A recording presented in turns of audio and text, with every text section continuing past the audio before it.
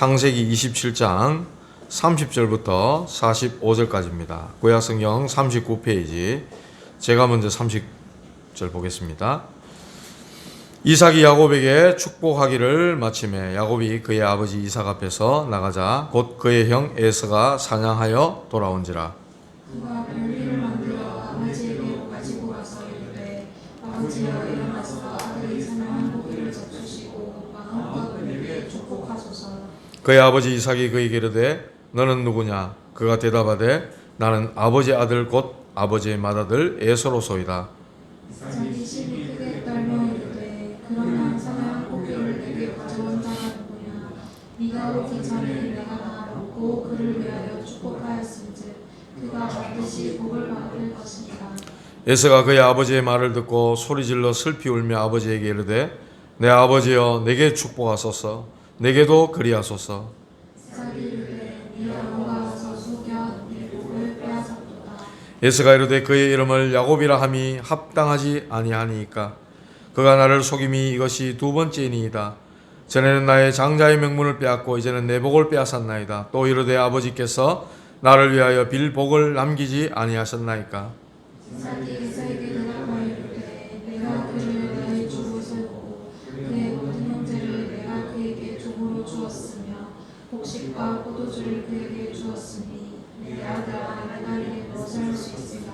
에서가 아버지에게 이르되 내 아버지여 아버지가 빌 복이 이 하나뿐이리이까 내 아버지여 내게 축복하소서 내게도 그리하소서 하고 소리를 높여 우니 그 아버지 이삭이 그에게 대답하여 이르되 우리의 주소는 땅에 기는 집에서 멀고 내리는 하늘의 집에서 멀 것이며 너는 칼을 믿고 생활하겠고 내 아우를 섬길 것이며 네가 매임을 벗을 때에는 그 멍에를 네 목에서 떨쳐버리리라 하였더라.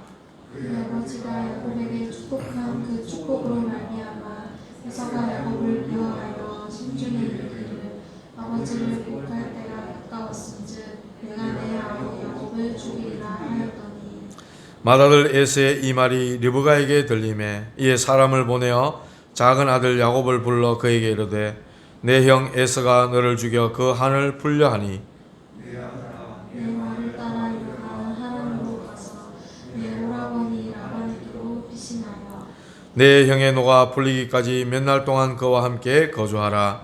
내 형의 분노가 풀려 내가 자기에게 행한 것을 잊어버리거든 내가 곧 사람을 보내어 너를 거기서 불러오리라. 어찌 하루에 너희 둘을 이르랴. 아멘. 인사 한번 합시다. 평안하십시오. 당신은 현장 살릴 전도자이십니다. 예, 오늘 제목은 언약 놓친 자의 분노입니다. 언약 놓친 자의 분노. 제목은 제목과 같이 오늘 주인공은 에서입니다. 에서. 지난주에 야곱이 또 엄마 리브가와 이제 형님의 그 장자의 명분을 팥죽 한 그릇을 사고 난 다음에 아버지가 죽을 때가 다 돼가지고 축복하겠다. 나를 위해 별미를 만들어 오너라. 이런 에서에게 하는 이야기를 엄마가 엿듣고 작은 아들 야곱을 불러가지고 네가 복을 받아야 된다. 가서 염소 새끼 2마리 가져오너라. 내가 별미를 만들게. 네가 아버지의 복을 받아라. 이렇게 해가지고 이제 에서로 가장을 위장을 해가지고 속이고 아버지 이삭을 속이고 그 장자가 받아야 될 그 축복을 다 받아버리죠. 그 앞에 보면요 28절 29절에 말씀하죠. 27절부터 보면요 내 아들의 향취는 여호와께서 복 주신 밭의 향취로다. 하나님은 하늘의 이슬과 땅의 기름짐이며 풍성한 곡식과 포도주를 네게 주시기를 원하노라.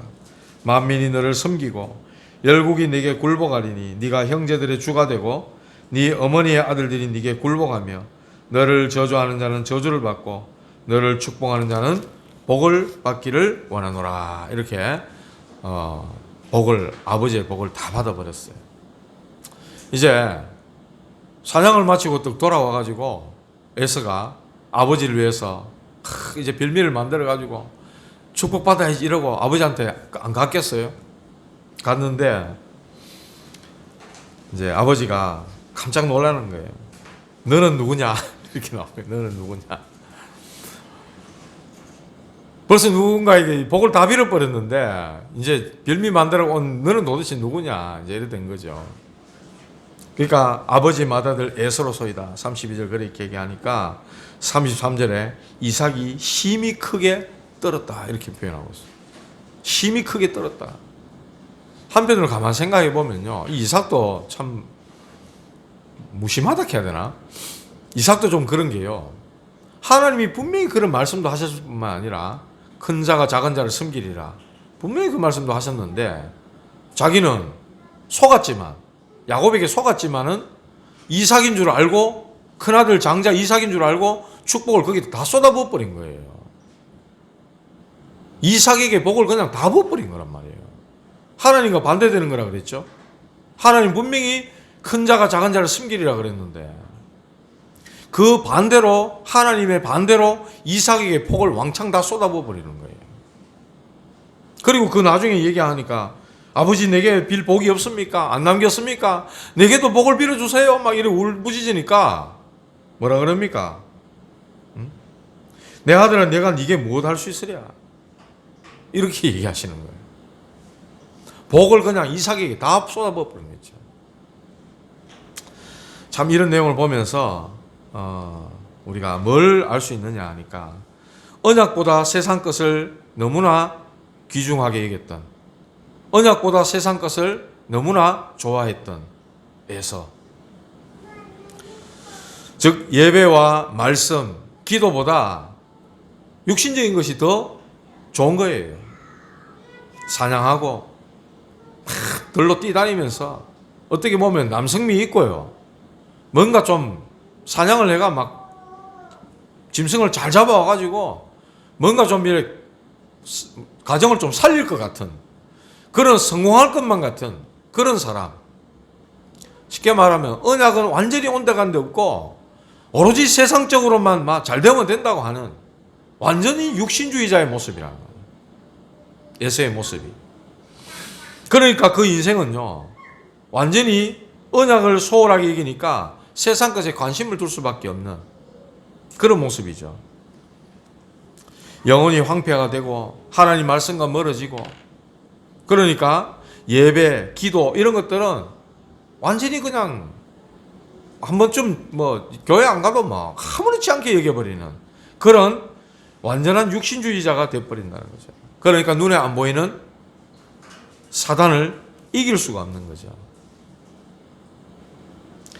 완전히 도둑맞은 인생이 되는 거예요. 누구에게? 사단에게. 사단에 의해 도둑맞아버리는 그런 인생.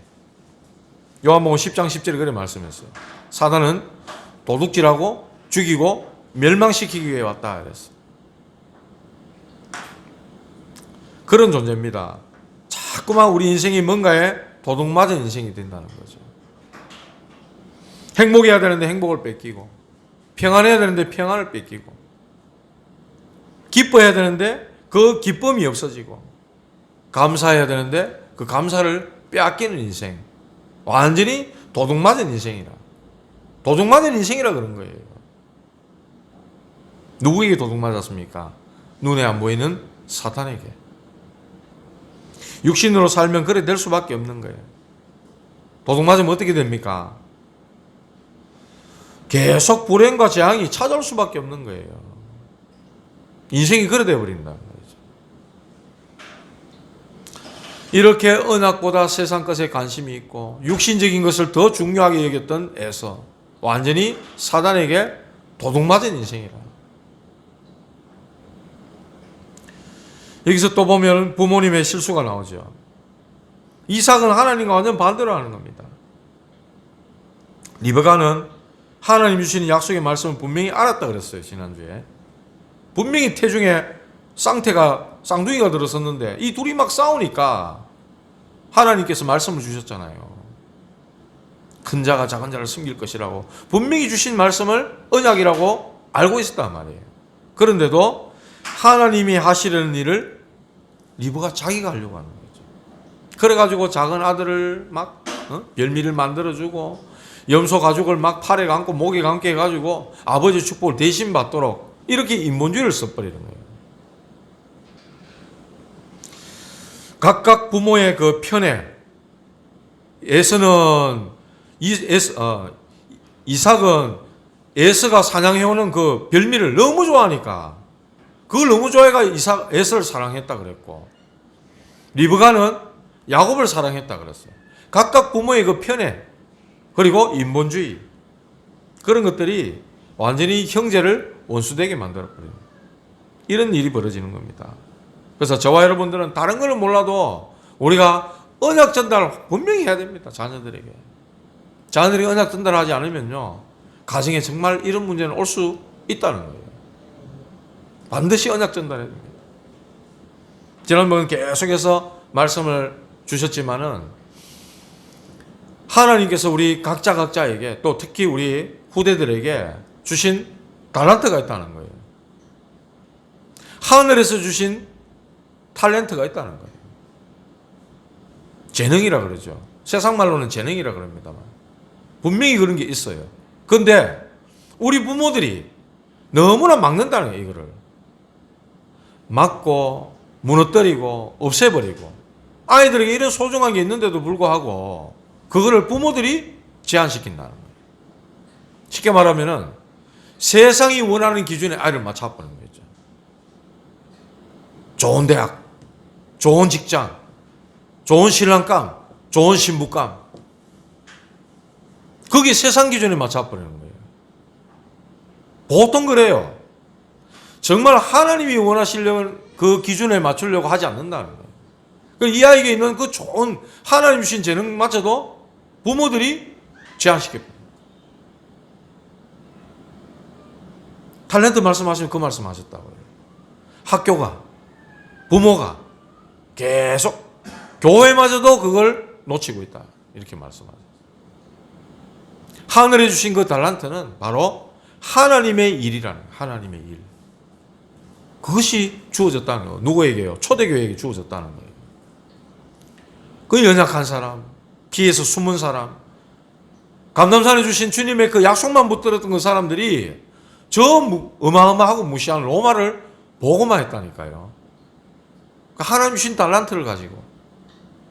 우리는 우리 아이들이 자라고 있는 이 아이들에게 하나님이 주신 그 어마어마한 달란트가 있는데 그걸 정말로 제한시키면 안 된다 이 말이에요. 기도 속에서 하나님이 원하시는 게 뭡니까? 하나님이 원하시는 그 기준에 아이를 맞춰 키워야 되는 거예요.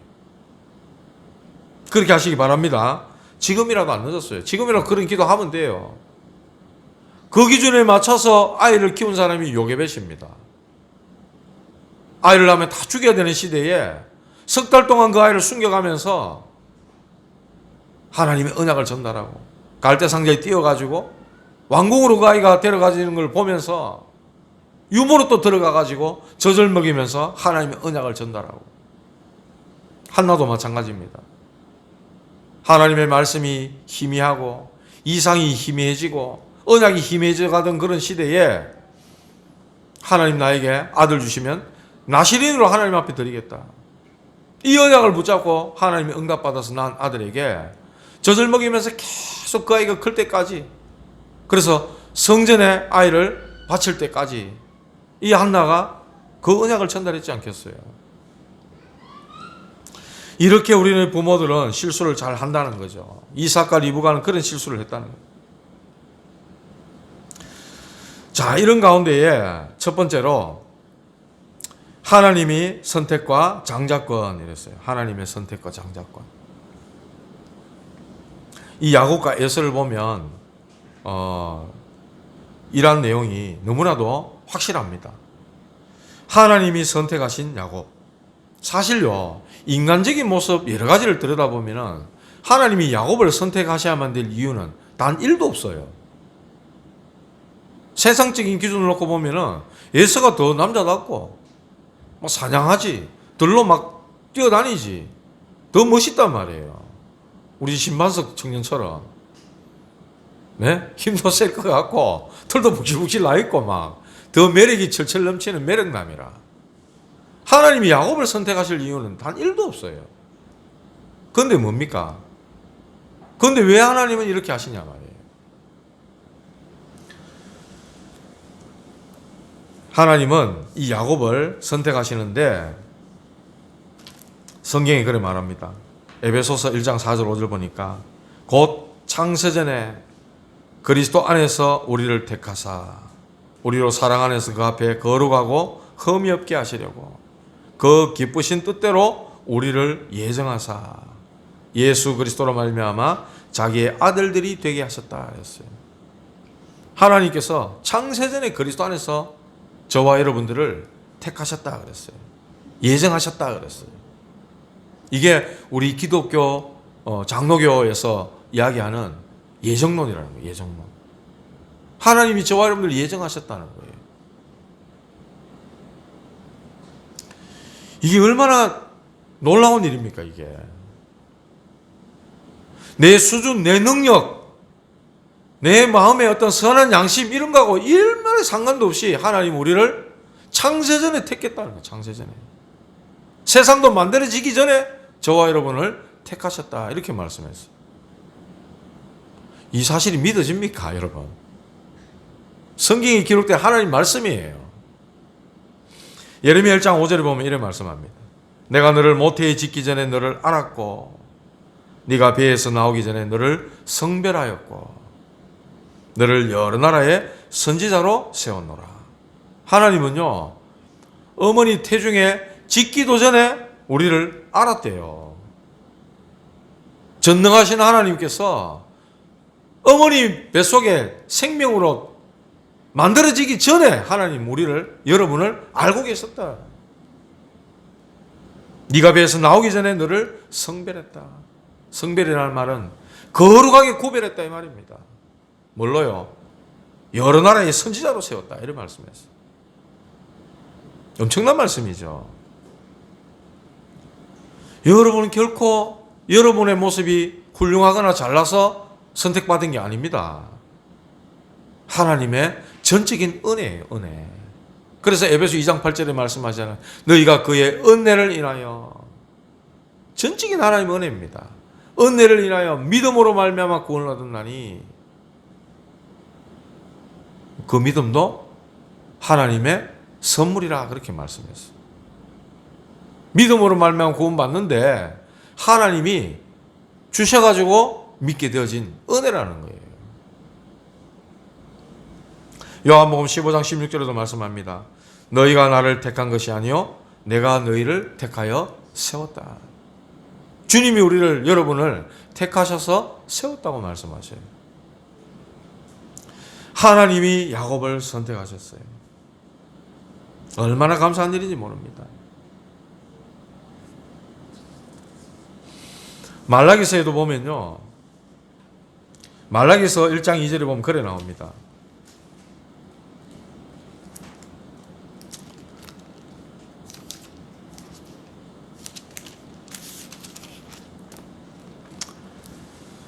여호와께서 이르시되 내가 너희를 사랑하였노라 하나 너희는 이르기를 주께서 어떻게 우리를 사랑하셨나이까 하는도다.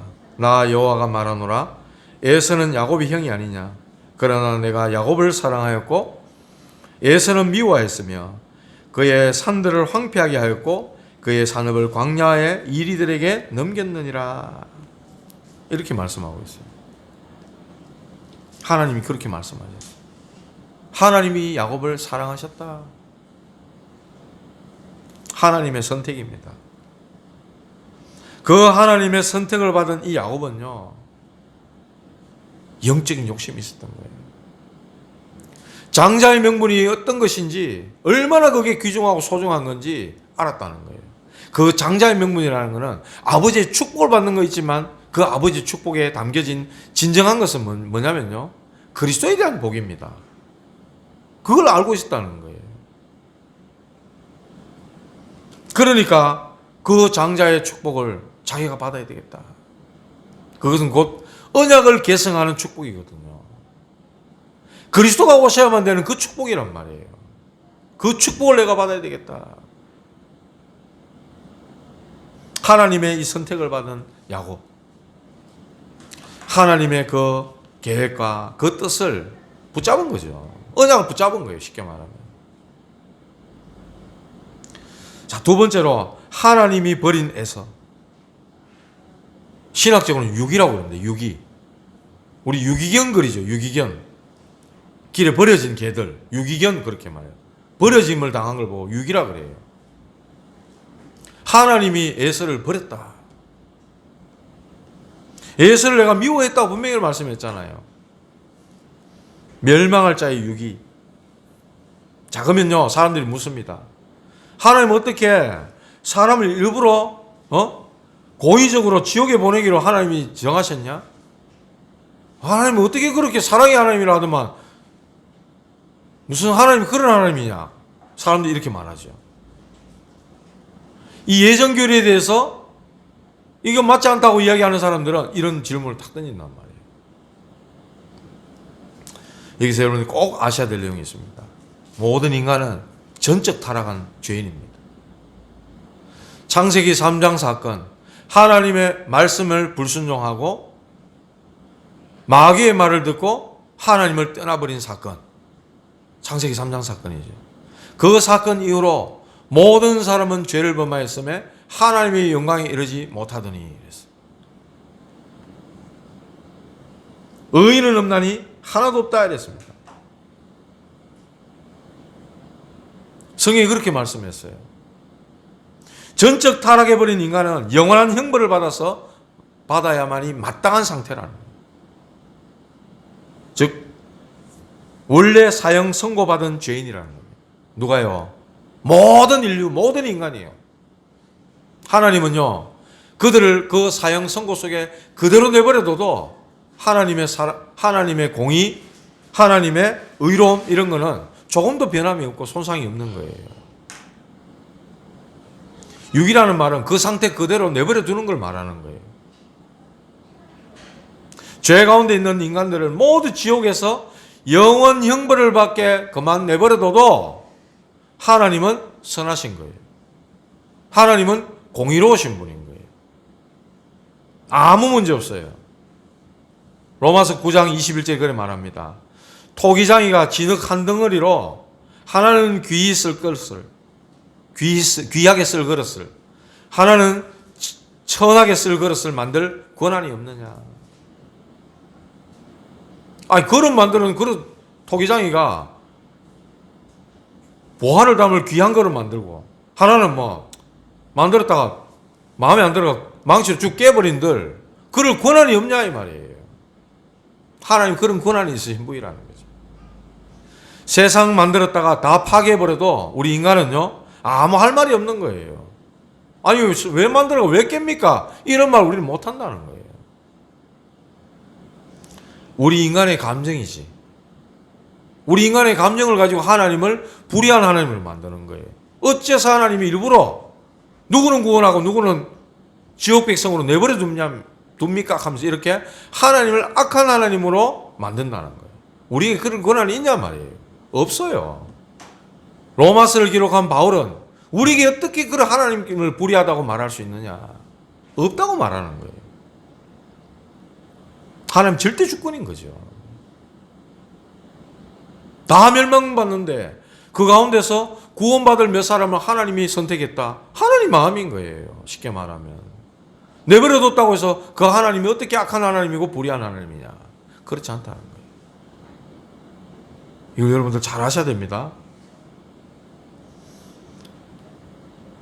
예수는 영적인 것보다 세상적인 것을 원했어요. 어떻게 보면요. 아버지의 그 축복을 받아가지고 가정을 다스리는 그 가정 통솔권이라 할 수 있죠. 그걸 원했던 거예요. 그리고 재산 상속권 이런 걸 원했던 거예요. 전부 이 땅의 것, 육신의 것 그걸 원한 겁니다. 예수는 이 땅에서 윤택하게 살고 이 땅에서 잘 살고 전부 세상적인 거고 이 땅의 것을 원했던 거예요. 그걸 다 빼앗겠다고 생각하니까 떼굴떼굴 뒹굴면서 우는 거예요 지금. 두 번째, 언약 놓친 자에서. 제가요 이 말씀 다 이거 묵상하면서 어떤 생각이 들었냐니까요. 이게 지금 상충되는 거예요. 하나님이 유기했다 버렸다면서. 그런데 에서가 또 언약 놓쳤다 그러냐? 이게 부딪힌다 이 말입니다. 이 말씀이 뭐냐 싶은 거예요. 아니 버려버렸는데 여기 뭘 기대를 할 수 있겠어요. 에서가 아무리 몸부림친들 하나님이 이미 선택하지 않았고 부르지를 않았는데 이런 답이 나오잖아요.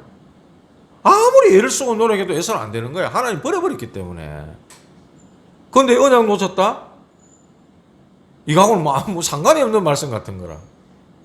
고민이 딱 되는 거예요. 근데요, 언약 놓쳐버리고 완전 육신주의자가 되어버린 이 에서는 하나님이 버려버린 그 모습 그대로 행합니다. 역시 그의 모습은 언약 떠난 자의 모습이에요. 만약에 자기 동생이 지금 자기 동생 야곱이 자기를 위장해가 아버지의 축복을 다 가로챈 사실을 알아버렸잖아요. 지금 아는 장면이잖아요. 만약에 그 사실을 깨닫고 자기가 정말 하나님 앞에 하나님 나는 진짜 땅의 것밖에 모르고 세상 것밖에 모르는 정말 하나님의 언약을 무시했던 죄인입니다 하고 하나님 앞에 엎드려서 통회자복했더라면 저 이 생각이 또 드는 거예요. 진짜 진정한 회개를 했다면 하나님은 어떻게 했겠어요? 뜻을 돌이키시지 않겠나? 저 그 생각이 들더라고. 성경 찾아봤죠. 하나님이 뜻을 돌이킨 하나님 맞아요. 요나 있죠, 요나. 하나님이 저 아수르의 니느웨 성읍 하나님 보시기에 악해가지고 다 진멸할 거라고. 그러나 요나를 보내가지고 요나 선지자를 보내가지고 가서 외쳐라 그러잖아요. 3일길을 가가 외쳤는데 그 니느웨 성읍이 임금부터 시작해서 짐승까지 죄를 뒤집어 쓰고 회개한단 말입니다. 하나님 앞에. 그때 하나님이 뜻을 돌이키사 이래 나와요. 하나님이 그들의 행한 것 곧 그 악한 길에서 돌이켜 떠난 것을 보시고 하나님이 뜻을 돌이키사 그들에게 내리라고 말씀하신 재앙을 내리지 아니하시리라 이랬어요. 요나서 3장 10절에 그렇게 말씀하고 있다. 또 한 장면이 있어요.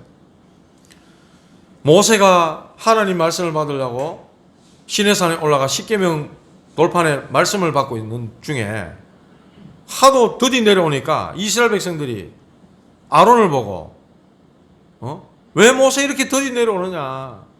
우리를 위해 신을 만들어내라 이랬어요. 하도 백성들이 그러니까 아론이 뭐라 그럽니까? 너희들이 가지고 있는 금을 다 가져오너라. 이래가지고 그 금을 녹여서 금송아지를 만듭니다. 그래 놓고는 금송아지가 우리를 애굽에서 이끌어낸 여호와 하나님 신이라 하면서 막 그 춤을 추고 난리를 지긴 거예요. 그때 하나님이 이 백성들이 목이 뻣뻣해서 목이 뻣뻣한 백성들이라 내가 이들을 진멸해야 되겠다 하는 그런 말씀하시거든요. 그때 모세가 기도합니다.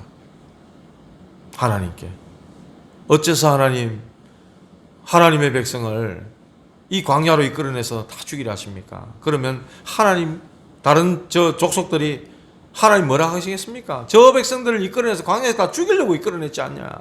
그래 말하지 않겠습니까? 하나님이 아브라함과 이삭에게 약속하신 그 말씀을 기억하시옵소서 하면서 하나님 앞에 기도한다 이 말이에요. 그때 출애굽기 32장 14절에 여호와께서 뜻을 돌이키사 말씀하신 화를 그 백성에게 내리지 아니하시니라 이랬어요.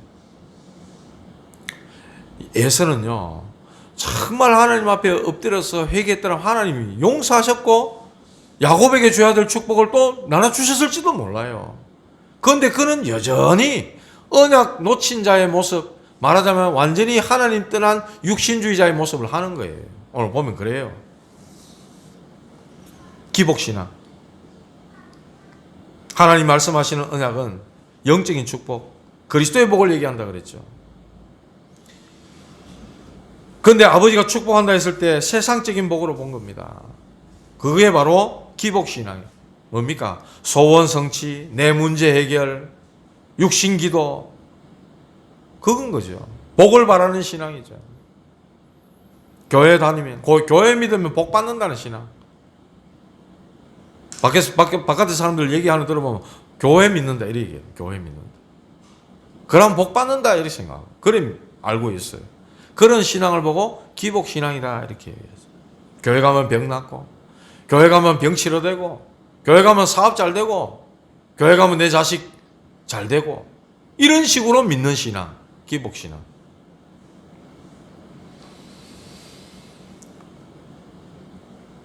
어떻게 보면요, 예수가 이런 신앙 갖고 있단 말이에요. 자기가 배가 고파가지고 사냥하고 돌아니까 배가 너무 고파가지고 장자의 명분 이게 뭐 팥죽 한 그릇보다 못하지 않냐 하고 동생한테 자기가 팔아놓고는 자기 동생 야곱이 자기 복을 뺏어갔다 이렇게 얘기합니다. 자기가 팔아먹어놓고는 남 탓하는 거죠. 동생 탓하는 거죠.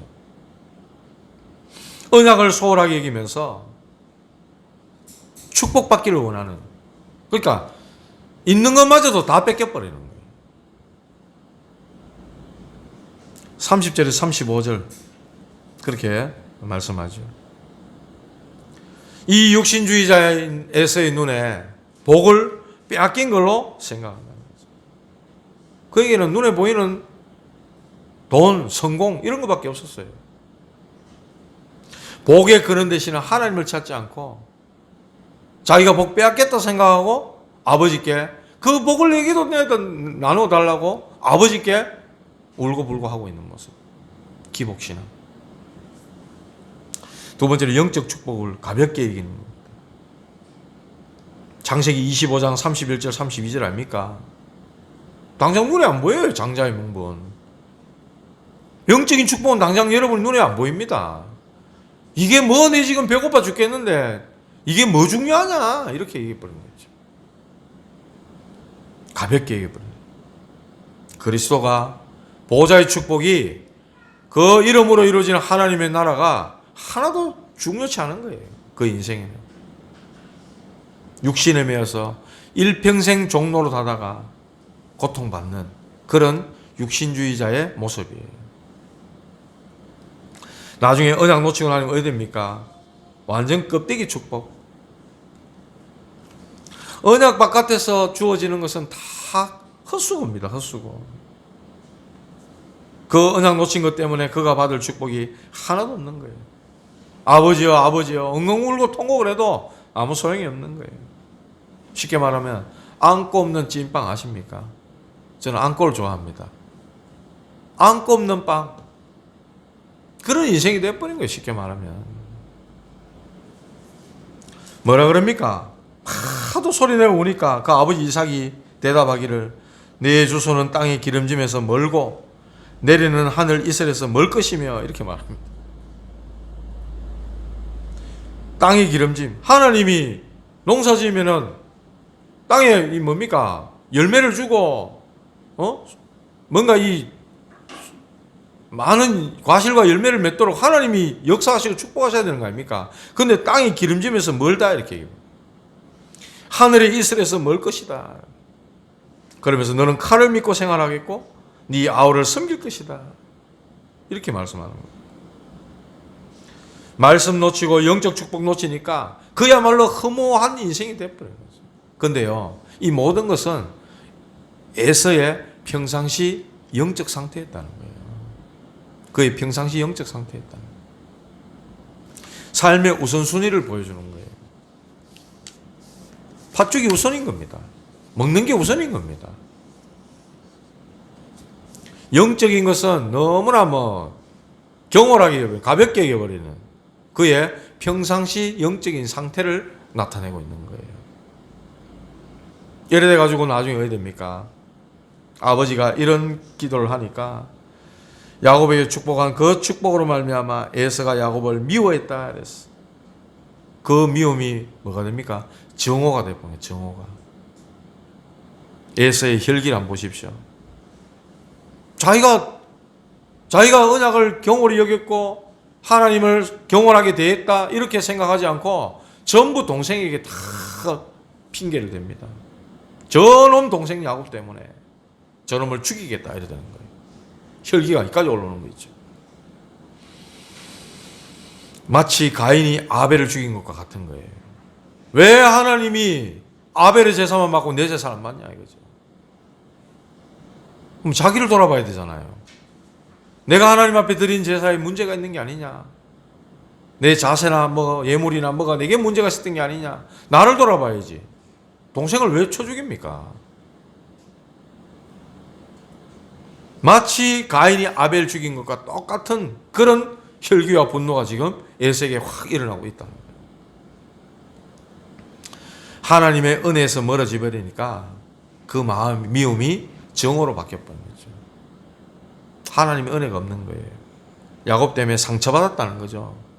그 상처가 가슴 속에 응어리져 가지고 저놈 야곱을 내가 반드시 죽이겠다.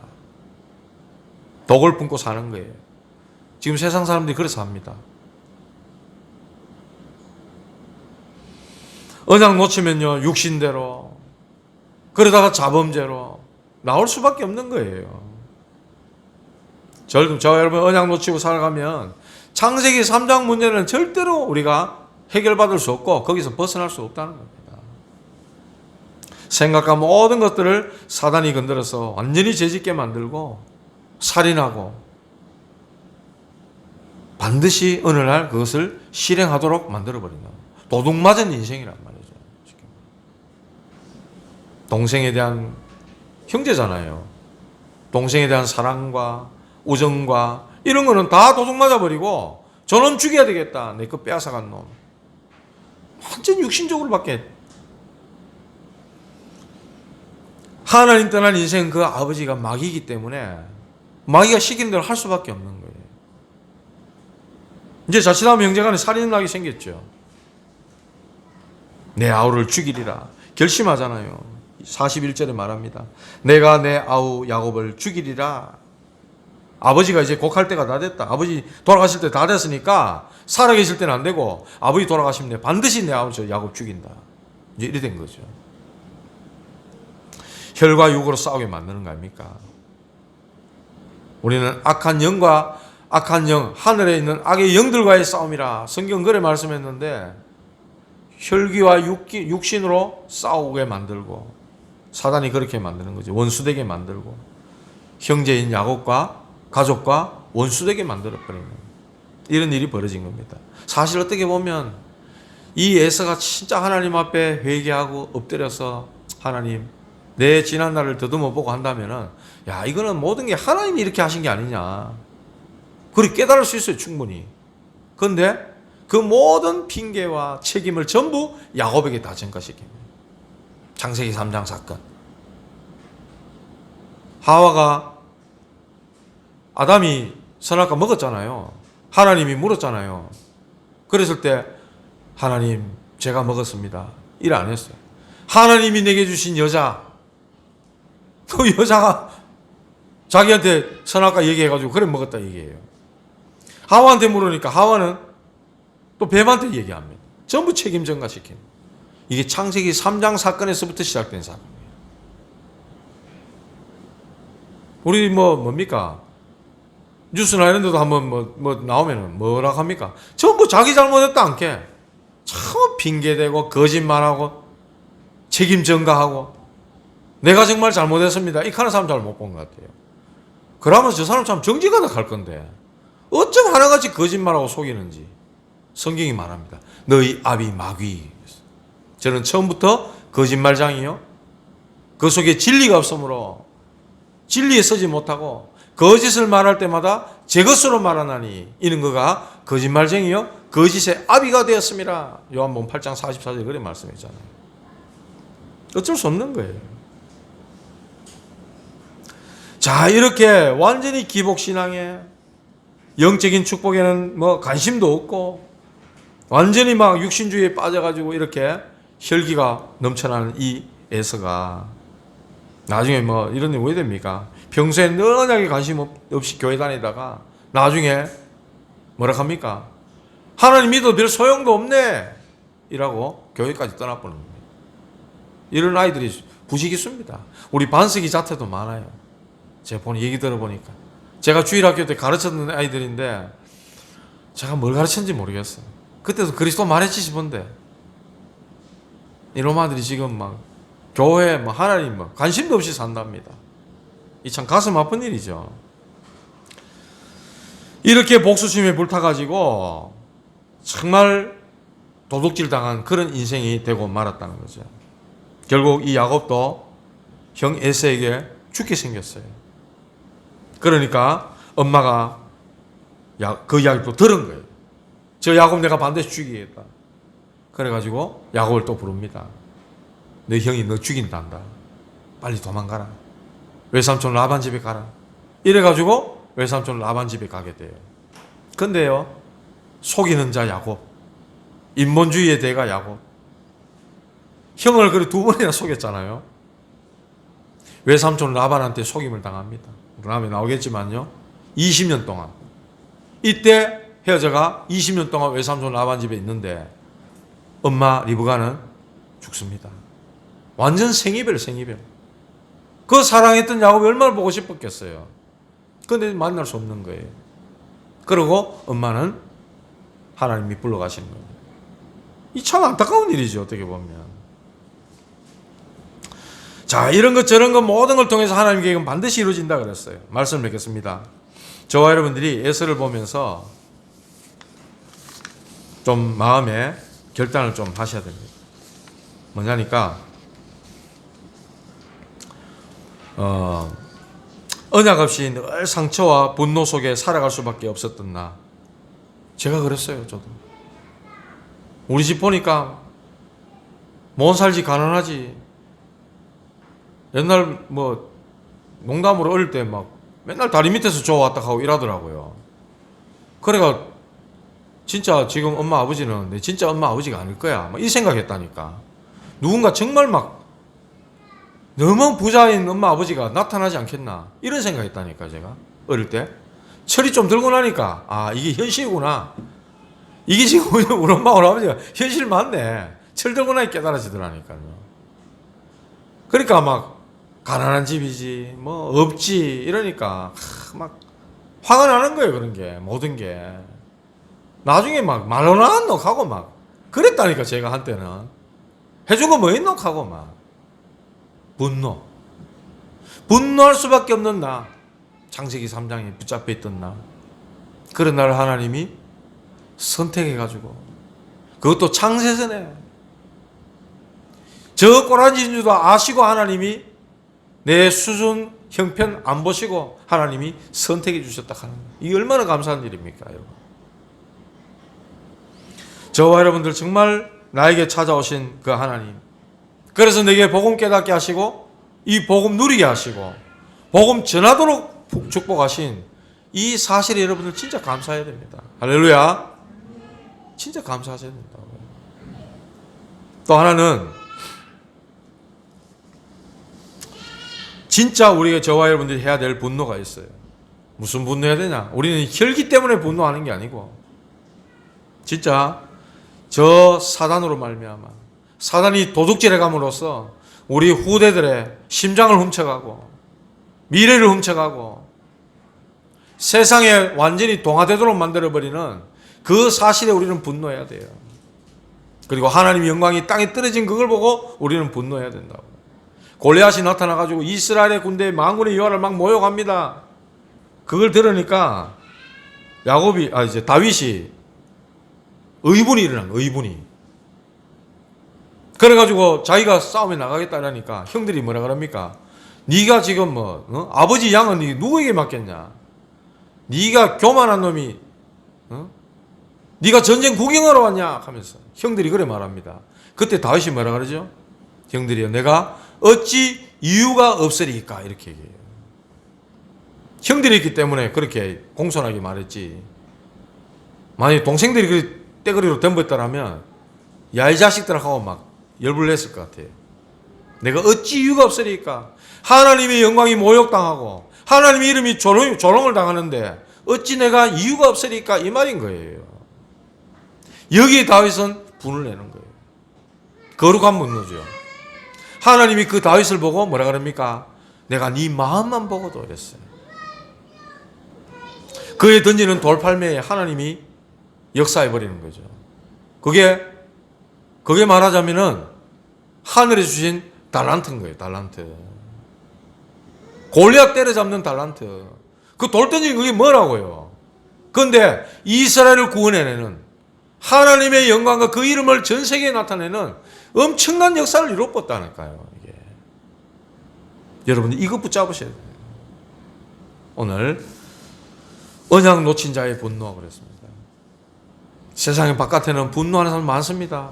코로나 때문에 장사가 안 돼가지고 방역 엉터리로 해놔놓고 우리만 못 살게 굴어 계산하면서 정치권에 분노하고, 저도 정치권에 분노 많이 했었어요 한때는. 그런데 다 부질없다, 저 다 구원받아야 될 사람들이다, 그런 생각이 결론적으로 오더라고요. 다 불쌍한 사람들이다. 저래 국민들의 뭐를 이용해가지고 막 해먹으려는 사람들, 다 구원받아야 될 사람들, 불쌍한 사람들이다.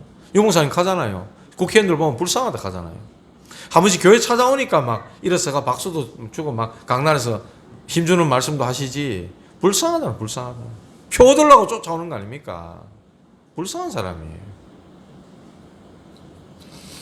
언약 놓치어서 분노하는 사람들이 우리 현장에 너무나 많다는 거예요. 언약 몰라가지고 분노에 잡혀있는 사람들 너무 많다는 거예요. 왜? 사단에게 도둑질 당했는데 그 도둑질 당한 줄조차도 모르고 있으니까. 뭐 때문에 이런지조차 모르니까 자기 인생이. 거기에 누가 답을 주고 누가 그들을 건져내야 됩니까? 없습니다. 여러분 주변에. 복음 가진 저와 여러분 아니고는 안 된다 이 말이에요. 하나님 그래서 저와 여러분들을 불러다가 여러 나라의 선지자로 세우셨다, 그런 말씀을 하시는 것입니다. 이 약속의 말씀 딱 붙잡으시고 이번 한 주간 여러분들 승리하시는 전도자로 서시기를 주님의 이름으로 축복합니다. 기도하시겠습니다. 하나님 감사합니다.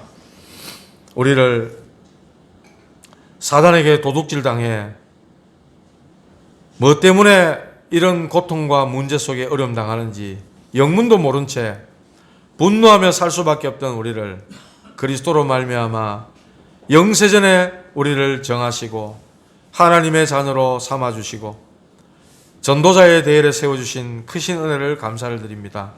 이 은혜와 언약을 붙잡고 이제 분노에 잡힌 사람들을 건져내는, 그들을 구원해내는 가장 거룩한 일에 하나님 심부름하게 하시고, 하나님 정말 그들의 분노가 감사로 바뀌고 하나님께 영광 돌리는 걸로 바뀌는 최고로 축복된 역사에 쓰임받을 수 있도록 하나님 우리 모든 성도들을 전도자로 세워 주시옵소서.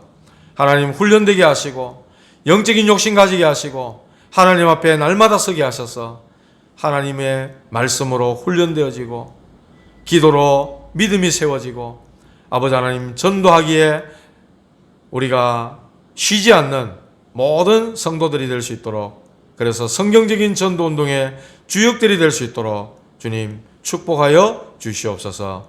예수 그리스도 이름으로 기도하옵나이다. 아멘.